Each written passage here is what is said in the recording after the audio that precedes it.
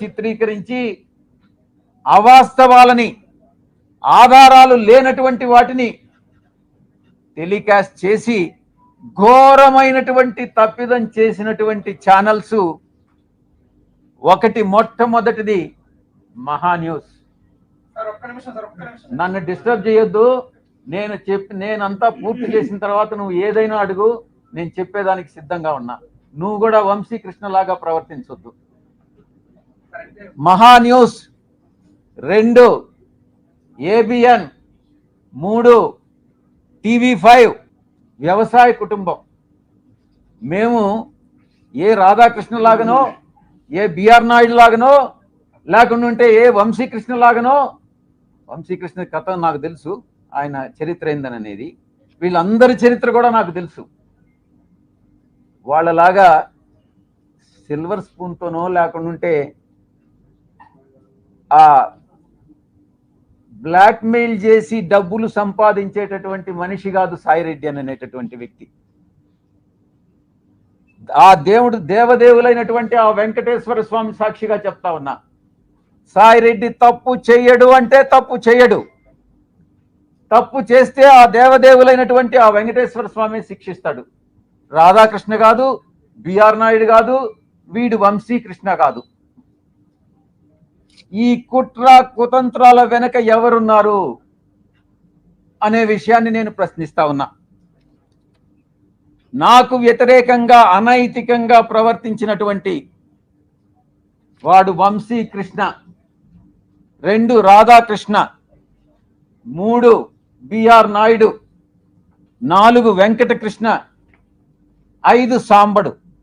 నేను చెప్తా ఉన్నా, తప్పకుండా మీ అందరూ కూడా చట్టానికి లోబడి మీ అందరి మీద చర్యలు తీసుకోవడం జరుగుతుంది. ప్రతిపక్షంలో ఉన్నాడు వీడు విజయసాయిరెడ్డి, ఏం చేస్తాడు లేనని మీరు తేలిగ్గా తీసుకోవచ్చు. కానీ విజయసాయిరెడ్డి ఒక్కసారి పట్టుబడితే ఆ రోజు రామోజీరావు నాతో తగువేసుకున్నాడు. నేను ఏ రోజు రామోజీరావుని కలవలే.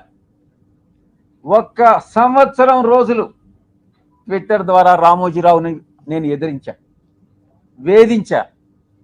ఏం చేశాడు? అదేవిధంగా అటు రాజ్యాంగబద్ధంగాను నాకున్నటువంటి ఏ అయితే వసతులు ఉన్నాయో అన్ని వసతులను ఉపయోగించి వీళ్ళందరికీ కూడా బుద్ధి చెప్తాను అన్నటువంటి విషయాన్ని నేను తెలియజేస్తా ఉన్నా. ఆయన ప్రభాకర్, ఏం ప్రభాకర్, ఆయన జూపిడి ప్రభాకర్,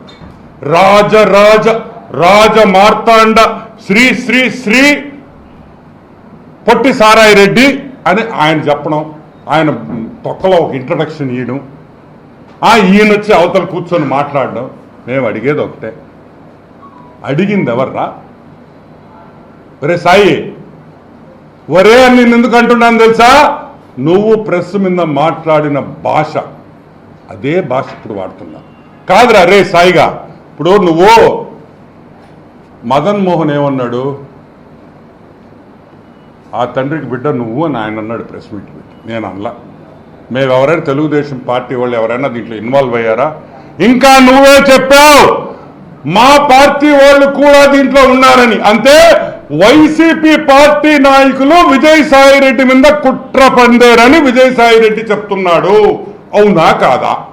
నేను చెప్పలా, విజయసాయిరెడ్డే చెప్పాడు. సరే, అది పక్కన పెడదాం. సాంబడు, TV5 సాంబడు, ఏరే మీ ఇంట్లో పనుడా? చెప్పు తెగద్దు నా ఎలా. ఎవరు అనుకున్నావు సాంబశివరావు అంటే? ఎవరు సాంబశివరావు గారు?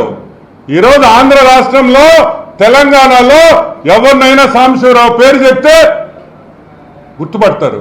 దీన్ని గుర్తుపడతారు రే పుట్టిన ఎలా. వీకే వెంకటకృష్ణ గారు, వాడు వీకే DNA టెస్ట్ చేసుకోవాలి అంటే వీకే వెంకటకృష్ణ గారు DNA టెస్ట్ చేసుకోవాలా?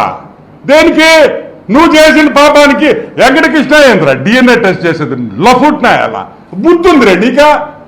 DNA టెస్ట్ నువ్వు చేసుకుంటావా, వెంకటకృష్ణ చేసుకుంటాడా? అనొచ్చురా పాట. వెంకటకృష్ణ నువ్వు DNA టెస్ట్ చేసుకొని, ఒరే నువ్వు పుట్టిన కుటుంబం నెల్లూరులో మీ ముత్తాతలో తాతలో మర్డర్లు చేసి జైలుకి పోయిన కుటుంబం రా మీది. నువ్వేంద్రా నువ్వు వేరే ఊర్లో వాళ్ళ గురించి మాట్లాడేది, వేరే వాళ్ళ గురించి లఫుట్నాయాల ఆమాయన. మీరు మాత్రం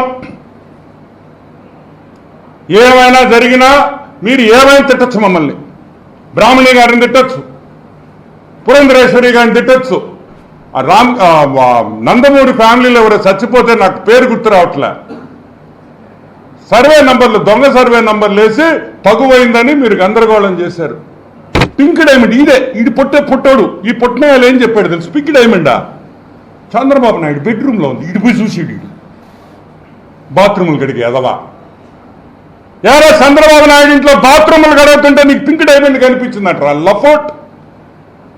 అంటే నువ్వు మాత్రం ఏమైనా మాట్లాడచ్చు. ఈయనంట ట్విట్టర్లో రామోజీరావు గారిని, the late Ramoji Rao, the great man, ఈయన టార్చర్ చేశాడంట.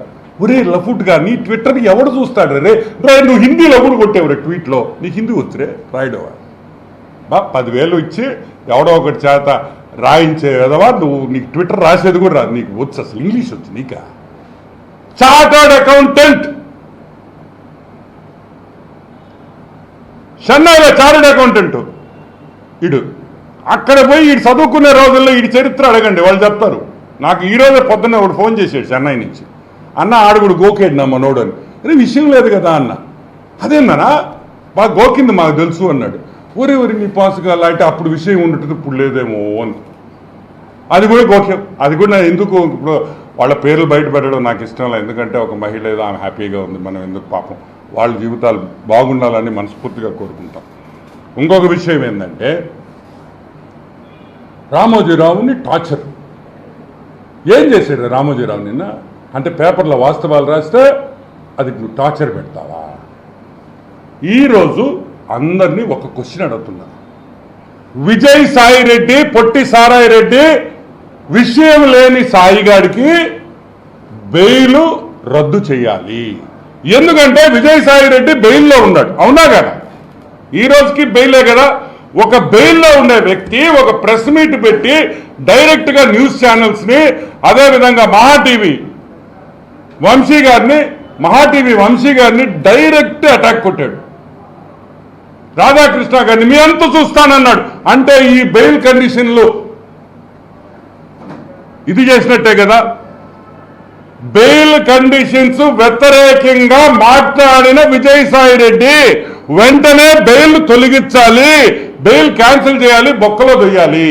ఎందుకంటే బయట ఉంటే జనాల్ని భయపెడుతున్నాడు. భయపెట్టేది ఎవరిని? 4th pillar. ఇంకొంచెం భలే జోక్ వేసాడు. అయ్యో భలే గుర్తొచ్చింది. ఏదో చెప్పాడు ఆ మదన్న, ఎవరో పేరు చెప్పాడు. నువ్వు నేను కలిస్తే గేయా అని. ఒరే తిక్కముండా కొడక, గే అయితే పిల్లలు పుట్టారా రే? పిల్లలు పుట్టారా గే అయితే? ఎట్ట పుట్టారా పిల్లల? దానికి పక్కన వాళ్ళందరూ నవ్వడం, అదొక జోకు, వీళ్ళందరూ నవ్వడం. గే అంటే గే. సరే, బెయిల్ని డైరెక్ట్గా ప్రెస్ ఛానల్స్ని బెదిరించిన విజయసాయి రెడ్డి, బెయిల్ మీద ఉన్న విజయసాయి రెడ్డిని వెంటనే సిబిఐ వాళ్ళు బెయిల్ క్యాన్సిల్ చేయమని కోర్టులో వేస్తే మేము స్వాగతిస్తాం దాన్ని. ఎందుకంటే ఇక్కడితో ఆగేది కాదు, ఇది పెద్దదై చిలికి గాలివాన్ అవుద్దని మనకు